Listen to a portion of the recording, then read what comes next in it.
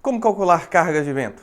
Olá, eu sou Daniel Arruda e hoje nós vamos navegar pela NBR 6123 e fazer um exemplo prático de um edifício de 9 pavimentos para a gente determinar passo a passo como calcular os esforços devido ao vento. Só para a gente entender a situação, o vento que atua numa edificação é como se fosse uma força horizontal atuando aí nas faces dessas edificações. O nosso modelo estrutural é basicamente esse e ele funciona como se fosse uma viga engastada aqui na base, né? À medida que o vento vai atuando nas faces, o prédio tende a tombar nessa direção. Então a gente vai verificar quais são esses esforços de vento e como calcular também o momento devido a esse vento. Para simplificar, a NBR 6123 divide esses esforços nas duas direções, né, ortogonais, x e y, e a gente também vai ver isso. Para fazer esses cálculos, a gente vai utilizar algumas equações que estão lá na NBR e a gente vai ter que determinar esses parâmetros. Para isso, a gente vai usar as tabelas que estão lá na NBR 23 e a gente vai ver agora. Esse é o edifício que nós faremos o estudo sobre ele. É um prédio com 9 pavimentos, cada pavimento tem altura de 3,6 metros. Está com a planta aqui bem simples, né? São 6 salas comerciais por andar. É um edifício que a gente percebe que ele tem uma dimensão pequena aqui no eixo Y, ou seja, neste eixo Y, a inércia dele, a rigidez dele é muito pequena, e a rigidez no eixo X é uma rigidez considerável. E ao mesmo tempo, no eixo Y nós teremos uma carga de vento muito grande, porque tem uma fachada muito grande no eixo Y. Para a gente conseguir estabelecer os parâmetros lá da NBR 6123, a gente vai ter que estabelecer alguns critérios, né? O primeiro deles, nós vamos supor que esse prédio está na região de Belo Horizonte. A gente vai ter que ver aqui as isopletas, né?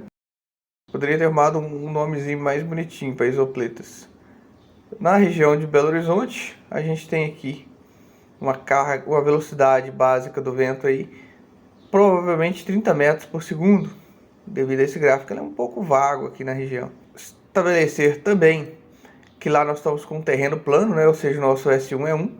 E quem mora em Belo Horizonte sabe que lá os terrenos são praticamente todos planos.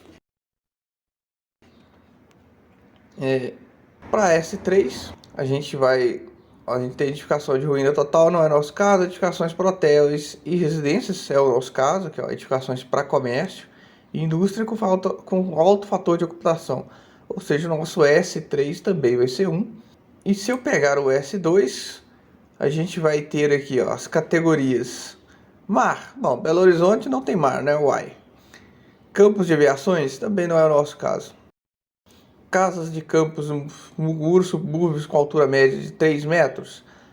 Eu vou considerar que ele está mais ali por centro, né? Cidades pequenas, subúrbios densamente construídos, áreas industriais desenvolvidas com muros subúrbios com altura média do obstáculo 10 metros. Eu vou considerar que ele está na cidade, então nossa categoria aqui vai ser a categoria 4.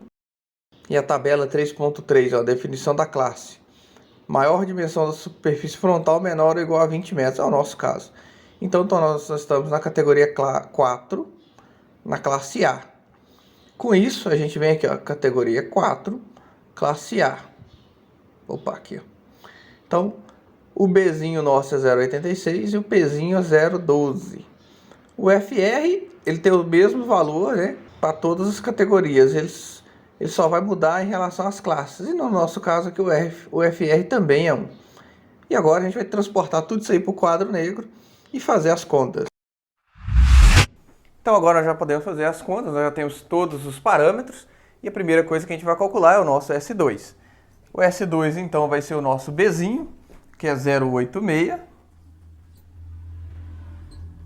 O nosso FR, que é 1. E multiplica a altura. A altura nós vamos considerar que estamos lá no 6º andar, ou seja, 6 vezes 3,06 dividido para 10 elevado a 0,12.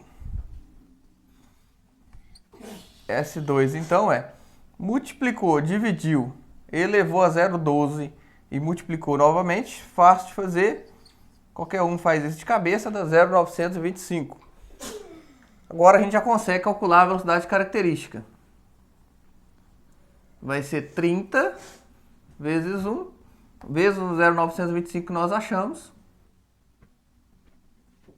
vezes 1 de novo.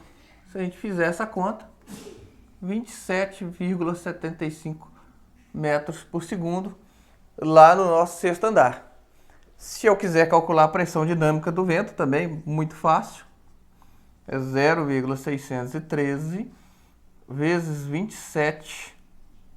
27,75 elevado ao quadrado. Se a gente fizer essa conta, vai achar 47,21 quilograma-força por metro. E agora, para calcular a força de arrasto de fato, eu vou só apagar o quadro e a gente vai terminar.